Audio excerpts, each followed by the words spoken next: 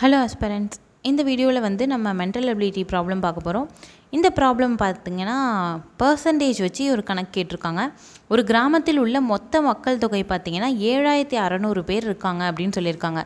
அதில் கல்வி அறிவு பெற்றவர்கள் வந்து 49% இருக்காங்க அப்படின்னு சொல்லிட்டாங்க.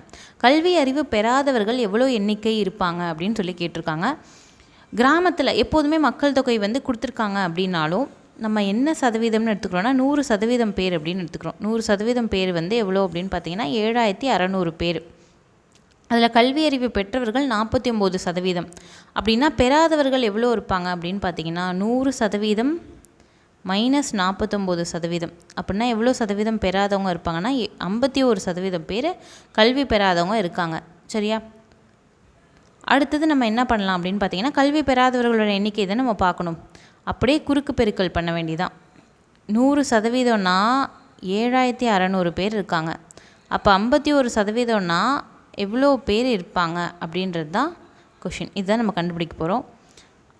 அப்படியே வந்து இது எக்ஸ்ன்னு வச்சுக்கலாம். அப்படியே குறுக்கு பெருக்கல் பண்ணலாம். X is equal to 7600 into 51 divided by 100. சரியா? என்ன வரும்னு பாருங்கள்.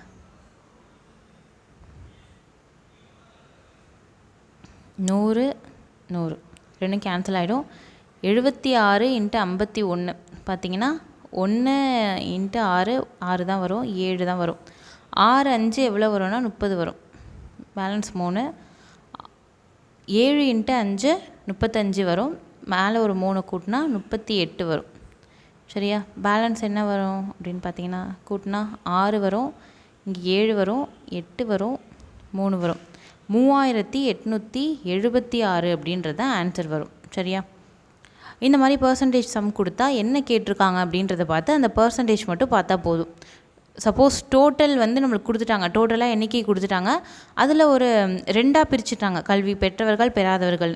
இதுவே கல்வி பெற்றவர்கள் கேட்டிங்கன்னா 49% வந்து கண்டுபிடிச்சி சொல்லணும். அந்த மாதிரி கேட்கலாம். இதுவே 49% பேர் கல்வி பெற்றவர்கள் இவ்வளோ பேருன்னு கூட கொடுத்துட்டு மொத்தமாக எவ்வளோன்னு கூட கேட்கலாம். அந்த மாதிரி கேட்டால் 100% எவ்வளோ அப்படின்னு நம்ம கண்டுபிடிச்சி போடணும். ஓகே, நெக்ஸ்ட் வீடியோவில் நம்ம வேறு ஒரு ப்ராப்ளத்தோடு மீட் பண்ணலாம். தேங்க்யூ.